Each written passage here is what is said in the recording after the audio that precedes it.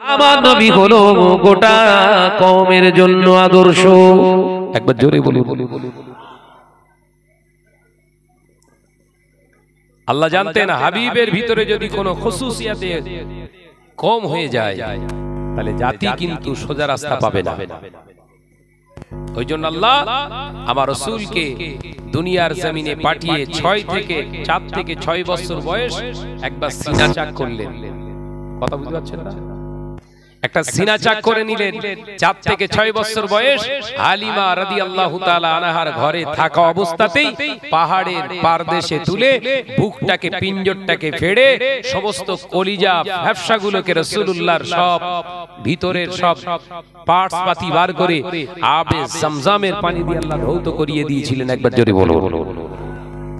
ভিতরের গ্লানি খারাবিয়াত নোকসানিয়াত কিছু থাকবে না। ওমা আরসালনাকা ইল্লা রাহমাতাল লিল আলামিন, तमाम কায়নাতের জন্য হাবিব হলো আমার রহমত। একবার জোরে বলো। জোরে বলছেন না? আমি শাহনাজ দাবি করব বিরাট যোগ্যতম সম্পন্ন আলেম, ফার্স্ট ক্লাস ইবারত পড়তে পারি, বুখারী পড়ানোর ক্ষমতা রাখি, বিরাট ফার্স্ট ক্লাস কেরাত পড়ি। ঠিক আছে ভাই, তোর কদম আমার মাথায় থাক, তোর আদর্শ গেল কোথায়?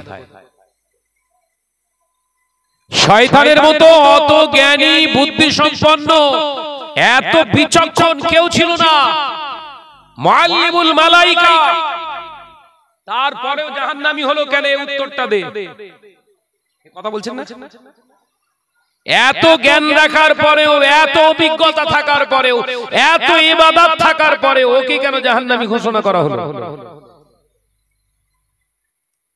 আমার আলোচনা মাথায় ঢুকছে? শুধু জ্ঞানী হলে হবে না, বিরাট বিরাট লাকাবধারী হলে হবে না। ভিতরের অহংকার, তাকাব্বারি, বড়ত্বটা বন্ধ করুন। একটাই তো কারণ ছিল, ইবলিসকে চির জাহান্নামী করেছিলেন কটা কারণে? বলেন বলেন বলেন বলেন। একটা কারণে যদি ওই 10,000 বছর ইবাদত করেনেওয়ালাই আজাদিল যদি ইবলিসে রূপান্তরিত হয়, তুমি তো নদোষদ। কথা বলছেন না কেন? এই জায়গাগুলো ছিল না আমার মুজাদ্দদ জামানের ভিতরে, এই জায়গাগুলো ছিল না আল্লামা রুহুল আমিন রাহমাতুল্লাহ আলাইহির ভিতরে, এই জায়গাগুলো ছিল না পাঁচ হুজুর কেবলার ভিতরে। এই জিনিসগুলো টেন্ডেন্সি, মনোবৃত্তি, অহংকার, অহমিকা, তাকাব্বুরি, বড়ত্বাই, हम जो कहेंगे वो सही है, हम जो बोलते हैं वो सही है, हम जो सोचते हैं सही है, ये চিন্তাধারা বিগত আলেমে দ্বীনদের ভিতরে ছিল না। সেই জন্য তাদের জবানের নসিহত আল্লাহ গ্রহণযোগ্যতা বাড়িয়ে সমাজের খারাপ কাজগুলো তাদের দ্বারা আল্লাহ নির্মূল করেছিলেন। একবার জোরে বলুন। আমি শাহনাজ পশ্চিমবঙ্গের ভিতরে 10 কোটি, তার ভিতরে 3 কোটি থেকে 3.5 কোটি মুসলমান মোল্লা, আপনার মোল্লা গরুর গোশ খানেওয়ালা মুসলমান আছে। এই 3.5 কোটির ভিতরে টেনে টুনে খুব জোর হলে 10 লক্ষ মানুষ চেনে। তাতেই আমার যা ছটপটানি দেখে মনে হয় দুনিয়া হচ্ছে না, গরম তৈরি হয়ে গেছে। কথা বুঝতে পারছেন না? যদিও আমার চেনে 10 লক্ষ মানুষ, 10 লক্ষ মানুষ আমার চেনে, ওই 10 লক্ষ মানুষকে নিয়ে একবার আমি গবেষণা করিনি এই 10 লক্ষ মানুষটাই কি আমাকে ভালোবাসে? এই 10 লক্ষ মানুষটাই যদি আমাকে ভালোবাসতো তাহলে এই 10 লক্ষ মানুষের কিন্তু আমার দ্বারস্থ হয়ে আমার থেকে কিছু চাই আর না চাই আদর্শ চাইতো। কথা ঠিক না ভুল? জোরে বলে। আদর্শ চাইতো। দেখা যাচ্ছে 10 লক্ষ মানুষের ভিতরে 7 লক্ষ শুধু পেছনে গাল দেয়, বদদোয়া করে। ভেতরের মানুষ একটা রাগ থাকে না? থাকে না? সাপের বিষ দাঁতে থাকে, কুকুরের বিষ জিহ্বাতে থাকে, জানেন তো? আর মানুষের বিষ কোথায় থাকে? আলোচনা বুঝতে পারছেন না? সাপের বিষ থাকে দাঁতে, কুকুরের বিষ থাকে জিহ্বায়, বিজ্ঞান বলছে, আর মানুষের বিষ থাকে অন্তরে। বল না রে বাবা। হ্যাঁ, ওই সালাম আলাইকুম সামনে আর বগল দাবাই আছে কোথায়? কথা বুঝছেন না? হ্যাঁ, ও নজরেরা, যুবকেরা, ছেলেরা, বাচ্চারা, পর্দানিশীরা, মা বোনেরা, আলোচনা বুঝুন। আল্লাহ নবী তো জানের বাদশা হাবিবুল্লাহকে, নবী জনাবে মুহাম্মদুর রাসূলুল্লাহ সাল্লাল্লাহু আলাইহি ওয়াসাল্লাম দয়ার নবী বোঝালে, ও বাবা সাহাবীরা, আল্লাহ পাক তামাম কায়নাতের রহমত করে পাঠিয়েছে, তারপরে আমি রাসূলুল্লাহর আদর্শ তোমরা ফলো করো। আল্লাহ নবী, দয়ার নবী, রাহমাতাল লিল আলামিন, একদিন মদিনার বিশিষ্ট একজন জমিদার সাহাবী, রাসূলুল্লাহর কলেজার সাহাবী হযরতে আবু আইয়ুব আল আনসারী রাদিয়াল্লাহু তাআলা আনহুর বাড়িতে আল্লাহ নবী দুপুর বেলা দাওয়াত পেলেন। হযরতে আবু আইয়ুব আলী আনসারী রাদিয়াল্লাহু তাআলা আনহু বললেন, ইয়া রাসূলুল্লাহ, হাবিবাল্লাহ, আজকে দুপুর বেলা আপনাকে আমি দাওয়াত দিলাম। আল্লাহ নবী মুচকে হেসে বললেন, বাবা আইয়ুব আলী রে, ও বাবা আমার আইয়ুব আলী আনসারী, তুমি আমাকে যখন দাওয়াত দিয়েছো, আমার বাড়িতে ঘরেতে যে আলাদা ভাবে বললে না কেন? এতজন আমার সাহাবায়ে কেরামেরা বসে রয়েছে, সবাই শুনেছে আজকে আমার দাওয়াতের কথা। এমন কিছু আমার সাহাবীরা সাহাবী সুফফাতে বসে আছে, যারা খেতে পায় না, রাত দিন অনাহার অবস্থাতে দিন গুজরায়। ও আমার আইয়ুব আলী আনসারী, তুমি আমায় দুপুর বেলা খাওয়ার দাওয়াত দিলে, আমি তোমার বাড়িতে যে ভালো মন্দ খাবো, আমার সাহাবীদের অন্তরটা ক্ষুধার তাড়নায় ঝটফট করে। আমি রাসূলুল্লাহ কেমন করে এটা মেনে নেব? তাই তুমি প্রকাশ্য যখন দাওয়াত দিলে আমার সাহাবী বাবা আইয়ুব আলী আনসারী রে, আমি রাসূলুল্লাহ বলছি, তোমার বাড়িতে আজকে দুপুর বেলা দাওয়াত শুধু আমি রাসূলুল্লাহর জন্য নিলাম না, আজকে দুপুর বেলা দাওয়াতটা যতজন সাহাবা আমার আছে সকলের জন্য দাওয়াত। কি আদর্শ দেখে, আদর্শ দেখেছেন রাসূলের। আর আমি শাহনাজ দেখতে পাচ্ছি বাদুড়ি এলাকায় বিরাট সবাই আমার মোটামুটি বিরাট ভালোবাসে, এখানে যেন অন্য কোনো বক্তা না ঢোকে। এ চরিত্রকার ইবলিসে, কথা বুঝতে পারছেন না? এই বাদুড়িয়া এলাকার মানুষ আমাকে মহব্বত করে, মানে এখানে অন্য কোনো বক্তা এলে গন্ডগোল হয়ে যেতে পারে। তার মানে যে ওকে ভালোবাসে তাকে নিয়েও এর সংশয় আছে, সন্দেহ আছে, অ্যাক্টিভ ভাবে আমার ভালো না বাসতেও পারে। হয়তো অন্য বক্তা এসে আমার জমি দখল করলে বেদরকার নেই। এই ও বক্তাবাদ, হুজুর, আবার কি বলছি আমি? হুজুর গেলাসে একদম পানি এনে দিয়েছে, ফুদেছে, পানি পড়ে দিয়েছে, পেটের যন্ত্রণা সারবে যেমন তেমন আরো বেড়েছে। কথা বুঝতে পারিনি? কথাগুলো ভালো করে বুঝুন। হক মানুষের বাজারজাত করার লাগে না। আব্বাজান মেজলা হুজুর পীর কেবলা একটা কথা বলতেন, বাবা চিনি কিন্তু অন্ধকারেও মিষ্টি। সুবহানাল্লাহ বলবেন না? অন্ধকারে তিতো হয় চিনি। আরে বাবা চিনি বলো অন্ধকারেও মিষ্টি। চিনি হও, কারোর বাড়ি যেতে হবে না, বাড়িওয়ালা তোমার অন্ধকারের ভিতর দিয়ে খুঁজে নেবে কোন শরবত করার জন্য। একবার জোরে বলবেন না সুবহানাল্লাহ। রাসূল পাক সাল্লাল্লাহু আলাইহি ওয়াসাল্লামের সাহাবায়ে কেরামদেরকে নবী বললেন, হ্যাঁ আমার সাহাবীরা তোমরা শুনলে তো, আমার আইয়ুব আলী আনসারীর বাড়িতে আজকে আমরা সবাই দাওয়াত। একবার জোরে বলবেন না।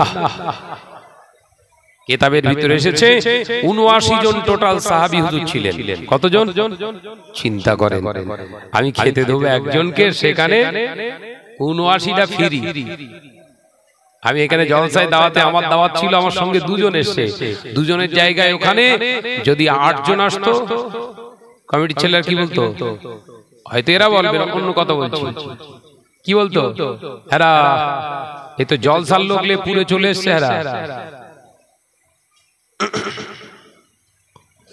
এ নজনেরা, যুবকেরা, ছেলেরা, বাচ্চারা, পর্দানিশীনা মা বোনেরা, আল্লাহর নবী কলেজার সাহাবী হযরত আইয়ুব আলী আনসারী রাদিয়াল্লাহু তাআলা আনহু হুজুর মুচকে হেসে বললেন, আলহামদুলিল্লাহ ইয়া রাসূলুল্লাহ, হাবিবাল্লাহ, হুজুর আমার চিন্তা নাই, আমার চিন্তা নাই, আমার কোনো টেনশন নাই, আমার সঙ্গে কেউ থাকুক আর না থাকুক, আল্লাহ আল্লাহ রাসূল তো রয়েছে, আল্লাহ আল্লাহ রাসূল আছে যেখানে, আমি আইয়ুব আলী আনসারীর টেনশন নাই সেখানে।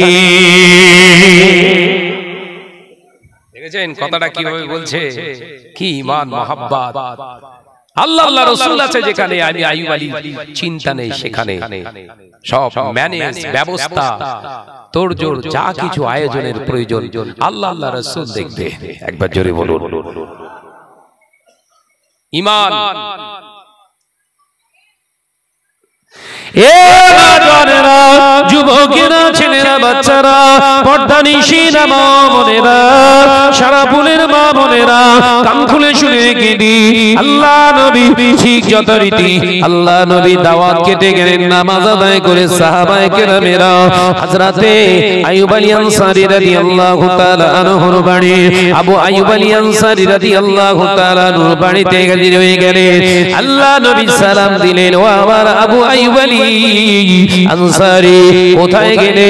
ইয়া রাসূলুল্লাহ, হাবিবাল্লাহ, হুজুর টেনশন নাই, আমার বাড়িতে একটা বকরি ছিল, আমি একটা বকরি জবাই করে দিয়েছি, কিছু আটা ছিল, ওই আটাগুলোকে আমি খামির করে রুটি বানিয়ে ফেলেছি। ইয়া রাসূলুল্লাহ, হাবিবাল্লাহ, কোনো অসুবিধা নাই, আল্লাহর রহমতে আমার রাসূলুল্লাহর ওসিলায় খাওয়া দাওয়ার কোনো ঘাটতি হবে না। নবীকে ছাড়ছেন না। আল্লাহ নবী মুচকে হেসে বললেন, বাবা আইয়ুব আলী, ও আমার আবু আইয়ুব আলী আনসারী, কোথায় খানা আছে আমাকে একটু বলো। আল্লাহ নবীর সামনে আনা হলো, দয়ার নবী একটি পাত্র চাপা দিয়ে দিলেন। দয়ার নবী বললেন, সাহাবায়ে কেরামেরা, ও আমার সাহাবারা, তোমরা একসঙ্গে তিনজন চারজন করে এক একটা প্লেটে বসে যাও, খানা পিনা বন্টন করা হচ্ছে।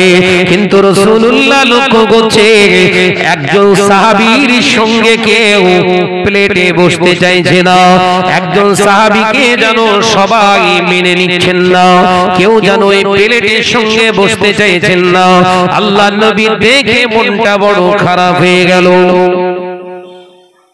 আর শুনছেন তো, আমি এত কোরআনের আয়াত দিতে পারবো না, বিরাট হাই কোয়ালিফিকেশন শিক্ষিত মানুষ না আমি, একদম অল্প, ওই জন্য একটু একটু করে বোঝানোর চেষ্টা করছি, বুঝো।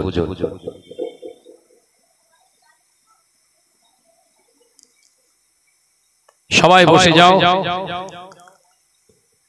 সাহাবায়ে কেরামরা সব বসছে, কিন্তু একজন সাহাবী হুজুরকে সঙ্গে নিয়ে বসার মন মানসিকতা কারোর ভিতরে আর নেই। কিতাবের ভিতরে এসেছে ওই সাহাবী হুজুরের একটু হাতে টাতে একটু ঘা পাছড়া টাইপের, কথা বুঝতে পারছেন? হয় না, একটু ঘা পাছড়া টাইপের। সাহাবায়ে কেরামরা জানো ওটাকে মেনে নিতে পারছে না, রাসূলের চোখে পড়েছে, আল্লাহ রাসূলের মনটা খারাপ হয়ে গেছে। এ নজনেরা, যুবকেরা, ছেলেরা, বাচ্চারা, যারা নবী রাহমাতাল লিল আলামিন হুজুর আমার দেখতে পাওয়া যায়, ওই সময় সকলের সামনে খাবার উপস্থিত করে ওই সাহাবীকে রাসূলুল্লাহ ডাকলে, ও আমার সাহাবী, চিন্তা করো না, তুমি চিন্তা করো না, কোন ভাই যদি তোমার সঙ্গে না নেয়, তুমি কারোর সঙ্গে বসতে পারছো না, টেনশন হচ্ছে তোমার, তুমি চিন্তা করো না, তোমার প্লেটে কেউ বসুক আর না বসুক, আমি মুহাম্মদুর রাসূলুল্লাহ বিশ্বনবী বসে গেলাম। একবার জোরে বলে, আর একটু জোরে বলে, নবীর আদর্শ আছে, কথা বলছেন না কেন? শুধু মহামান্য সেজে ঘুরছি, ও আদর্শই নেই। চালাকি পেয়েছো, সমাজকে বোকা বানাচ্ছো, ড্রাইভেট করছো।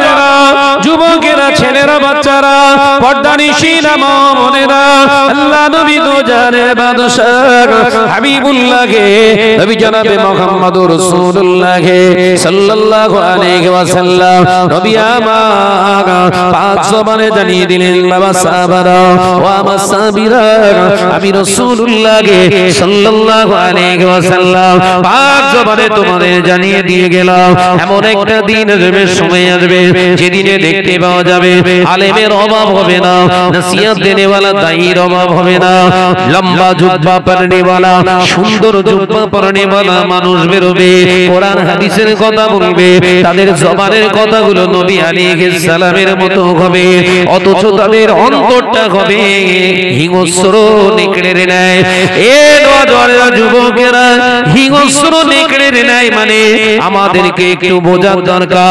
একটি জঙ্গলে যদি একটা বাঘ থাকে, ওই বাঘ ওই নেকড়েটার সামনে যদি কোনো প্রাণী, কোনো খাবার আসে, ওই দ্বিতীয় কোন নেকড়েকে কি সহজে ওটা ভাগ দিতে চায়? ভাগ দিতে চাইবে? সামান্য কুকুর ভাগ আড়ে একটা গরু পড়েছে, বলো বলো বলো, কেরা হয় ভাগাড়ি মরা গরু?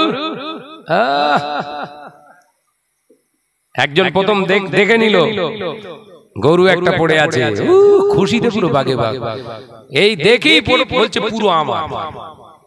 কুকুর কি বলছে? পুরোটাই আমার।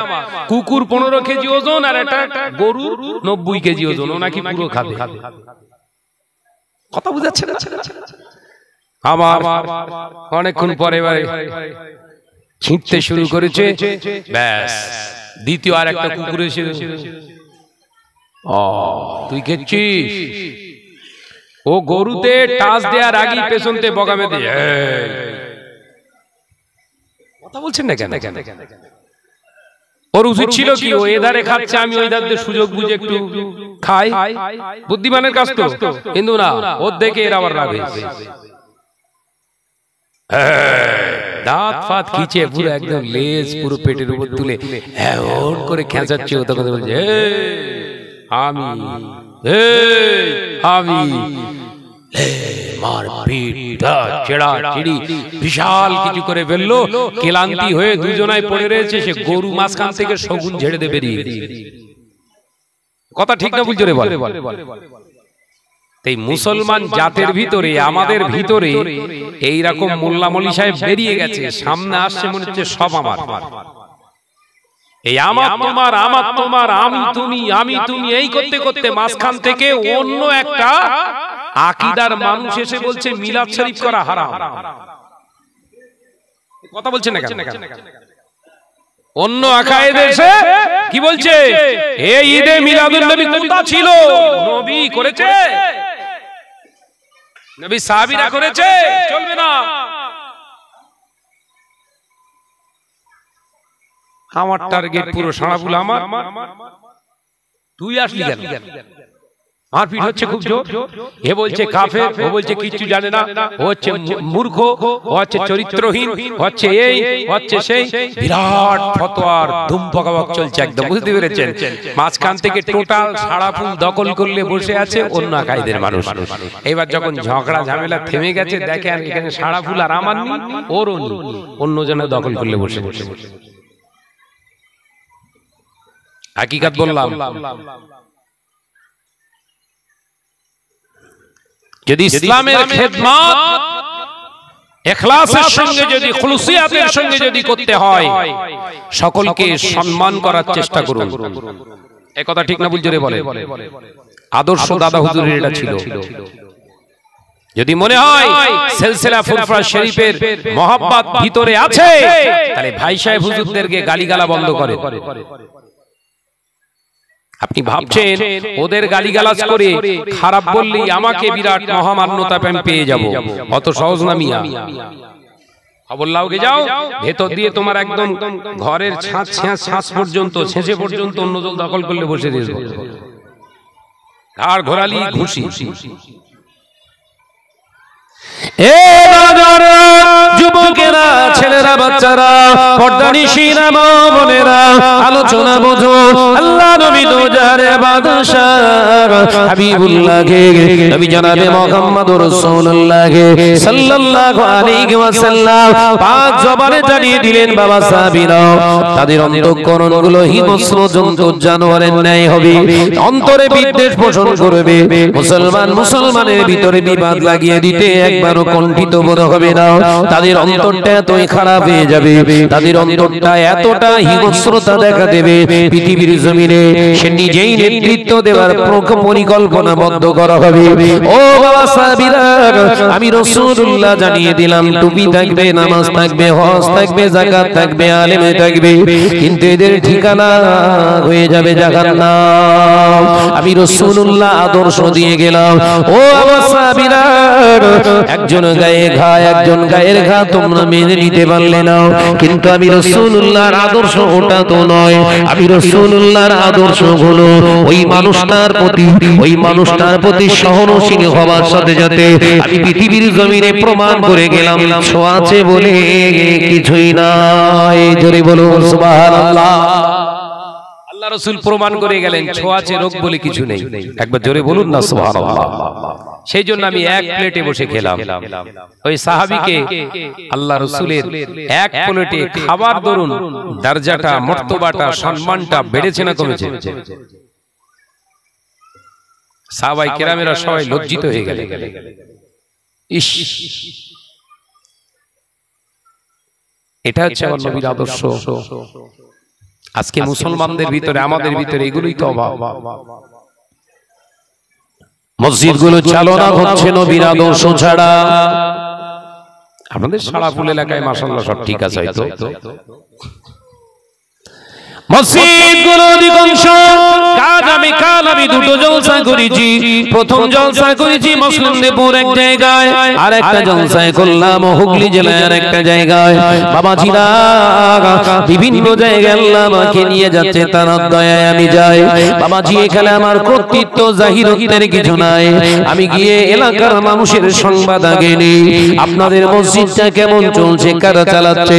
কিছু কিছু জায়গায় যে শুনি মসজিদের দায়িত্ব প্রাপ্ত যিনি হয়েছেন সেক্রেটারি, এলাকার টপ র্যাঙ্কের একজন সুদখোর মসজিদের সেক্রেটারি। এরা করলে হবে না, আল্লাহর কি বলতেছি আমি। আমার খসলত কেন জানেন? এটা আমি করি কেন জানেন? আল্লাহ হুজুরের কিতাবে পড়েছি, হুজুর কেবলা যেখানে ওয়াজ করতে দিতেন খোঁজ নিতেন, ভাই তোমাদের এখানে অবস্থা কি, শরিয়ত সম্পর্কে কতটা সচেতন, নিতেন না? কিন্তু এখন তো আমরা খোঁজ টোজ নেই। আমি ওইটা আমার ভিতরে রেখেছি। আমি গিয়ে ছেলেদের সঙ্গে ঠান্ডা মেজাজে একদম মিলেমিশে কথাবার্তা বলি, কেউ বুঝতেই পারবে না যে আমি বক্তা। একদম হেসে খেলে কারোর কাঁধের উপর হাত তুলি, কারণ মিলেমিশে করি কাজ। কোন লাজ লজ্জার ভিতরে থাকবে না। শরিয়াতের প্রত্যেকটা প্রসেস, শরিয়াতের হুকুমগুলো সহজে তাদের ভিতরে প্রবেশ করানো সম্ভব হয়। ওই জন্য রাসূল পাক সাল্লাল্লাহু আলাইহি ওয়াসাল্লামকে এক সময় আল্লাহ বলেছিলেন, হাবিব আপনি বলে দেন আমি তো তোমাদের মতোই মানুষ। একবার জোরে বলবেন না সুবহানাল্লাহ। কিন্তু রাসূল কিন্তু আমাদের মতো নয়। সাহাবায়ে কেরামরা ভয় খেয়ে যাচ্ছেন। আল্লাহ রাসূল ওটাকে কন্ট্রোল করার জন্য রাসূলকে বললেন, আপনি বলে দেন ভয় পাওয়ার কোনো জায়গা নেই, আমি তোমাদের মতোই মানুষ। এটাকে কেন্দ্র করে আরেক শ্রেণীর মানুষ মুসলমান বলে নবী তো আমাদের মতোই। একবার জোরে বলুন নাউজুবিল্লাহ। বলা যাবে নবীর জন্য যেটা খাস আমাদের জন্য সেটা নয়। এই জায়গাগুলোই তো বুঝতে হবে। যুবকেরা, ছেলেরা, বাচ্চারা, নবী আমার সরদার দিন ও দুনিয়ার বাদশাহ হাবিবুল্লাহ গে নবী জনাবে মুহাম্মদুর রাসূলুল্লাহ গে সাল্লাল্লাহু আলাইহি ওয়াসাল্লাম পাক জবানে জানালেন বাবা সাহাবারা শুনে রেখে দাও, জেনে রেখে দাও, মসজিদগুলো হবে বিরাট বড় বড় ইমারত, অতি শান শওকতের মসজিদ বানাবে উম্মতেরা, বিরাট উন্নতি তাদের ভিতরে দেখা যাবে বাবা সাহাবীরা। সেই সময়ে আমার উম্মতদের ধন সম্পদের অভাব থাকবে না, সেই সময়ে আমার উম্মতদের টাকা পয়সার কোনো অভাব হবে না, আমার উম্মতেরা হবে বিত্তবান ধনাঢ্য ব্যক্তি। ও আমার সাহাবারা, আমি রাসূল পাক সাল্লাল্লাহু আলাইহি ওয়াসাল্লাম জানিয়ে দিলাম, নামাজ পড়বে, রোজা করবে, হজ করবে, যাকাত দেবে, মসজিদ ভর্তি মুসল্লি দেখা যাবে, ইমানদার খুঁজে পাওয়া যাবে না। আলোচনা বুঝছো বাপ? দাড়িওয়ালা, টুপিওয়ালা, নামাজি, হুজুর, ইঁদুর, বাঁদর, খেজুর সব থাকবে, ভেতর থেকে ঈমান হারা সব গিয়ে মসজিদে একদম পুরো জাম করতে থাকবে, মানে মুসল্লি ভর্তি একদম। আল্লাহ রাসূলের সাহাবায়ে কেরাম রাসূল বলছেন সব সুদখোর। আলোচনা বুঝতে পারছেন তো নাকি? সুদ খেলে আপনার ঈমান যায় না, সরাসরি আপনাকে কেউ বেঈমান বলতে পারবে না। সুদ খেলে আপনার ঈমান যায় না, নিকৃষ্টতম গুনাহ আপনার নামায়ে আমলে লেখা হয়, কিন্তু সুদ এত নিকৃষ্টতম জিনিস, আপনার ঈমানটা সুদকে কেন্দ্র করেই চলে যায়। একটি উদাহরণ দিই, আজকে সমাজের বুকে মহিলা সমিতি বেরিয়েছে, বন্ধন গ্রুপ বেরিয়েছে, ঘর ঘর। আমার ঘরের ভাবিরা বলে তোর ভাইয়ের ব্যবসা টিকতো না, যদি আমি বন্ধন থেকে না টাকা তুলে আনতাম তোর ভাই জীবনে কোনোদিন ব্যবসায় দাঁড়াতে পারতো না, যদি আমি মহিলা সমিতি থেকে না টাকা তুলে এনে দিতাম। সত্যি কি ওর ঈমান আছে? জোরে বলেন।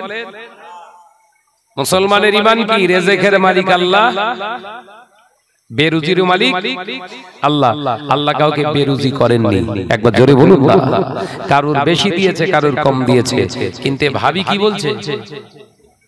আমরা কি ব্যবসায় দাঁড়াতে পারতুম যদি ওই লোনের টাকা, বন্দরের টাকা যদি না আনতাম, তোর ভাই ব্যবসায় হারিয়ে ফেলতো, তাহলে আল্লাহর উপর ভরসা আছে। কিন্তু আমাদের ভরসা কিরকম রাখার দরকার ছিল? আল্লাহ আমার রব, এই রবি আমার সব। একবার জোরে বলবেন না? জোরে বলছেন না? আল্লাহ আমার রব, এই রবি আমার সব, তনে মনে জনে বনে তারি অনুভব। জোরে বলবেন না? কোথায় পাবেন আল্লাহকে? আমার আল্লাহর দয়া কোথায় পাবেন না আপনি? নীল আকাশের দিকে ওই যখনই তাকায়, শত কোটি তারার ওই আলো দেখতে পায়। নীল আকাশের দিকে ওই যখনই তাকায়, শত কোটি তারার ওই আলো দেখতে পায়। তাদের আলো দেখে ও আমার মনে হয়, তাদের আলো দেখে ও আমার মনে হয়, সৃষ্টিকুলে সবই প্রভু তোমার ইশারায় হয়। আল্লাহ আমার রব, এ রবি আমার সব। জোরে বলে। পাহাড়ের ওই ঝরনা ওই ঝরে ঝরে যায়, শত নদীর সাথে ওই সদাই মিশে রয়। নদী নিচেতে থাকে তো, আর পাহাড় কি উপরে তো, ওখান থেকে পানি না আসলে আবার এই নদীর পানি শুকিয়ে যাবে। আল্লাহু আকবার, জোরে বলুন আল্লাহু আকবার। ঝর্ণার পানি কোথা থেকে নামছে? পাহাড়ের উপর থেকে। পাহাড়ের উপর থেকে পানি এসে নদীটাকে পুষ্ট করে দিচ্ছে আল্লাহ। এটাই তো আমার আল্লাহ। একবার জোরে বলবেন না? পাহাড়ের ওই ঝরনা ওই ঝরে ঝরে যায়, শত নদীর সাথে ওই সদাই মিশে রয়। তাদের সাথেও কথা, তাদের সাথেও কথা, ওই একই কথা কয়। সৃষ্টিকুলে সবই প্রভু তোমার ইশারায় হয়। আল্লাহ আমার রব, এ রবি আমার সব। জোরে বলে নারায়ে তাকবীর। তাই আল্লাহর উপরে প্রগাঢ় বিশ্বাস রেখে চলুন। আমি শাহনাজ আমার পেছনে সমালোচনা, আমার বিরুদ্ধে যত অপপ্রচার, যত যা কিছু হবে, স্ট্রংলি যদি আমি আল্লাহর উপরে, সেই একত্ববাদের উপরে বিশ্বাস, রিসালাতের উপরে যদি বিশ্বাস করে আমার জায়গায় আমি কংক্রিট মজবুতের সঙ্গে থাকি, যত অপপ্রচার সমাজের মানুষ করবে তত আল্লাহ খুশবু ছড়িয়ে দেবে। একবার জোরে বলুন, একবার জোরে হবে না? যত অপপ্রচার করবে, আমি যদি থাকি হকের রাস্তায়, কারোর ক্ষমতা নেই, মাজাল নেই আমার সম্মানের একটা জায়গা থেকে সে খসাতে পারে। কারণ ইজ্জত দেনেওয়ালা কে? জোরে বলেন। এটা হচ্ছে ঈমান। তাহলে রাসূল বললেন সুদখোরের ভিতর থেকে সুদ খাওয়ার ফলে ঈমানটা পালিয়ে যাবে ওই সুদের ওসিলায়। কিভাবে? একটা উদাহরণ দিয়ে দিলাম। ভাই বলছে হোম লোন না নিলে জানো ঘরটা ফিডিং করা যাবে না। কি লোন? জোরে বল না রে।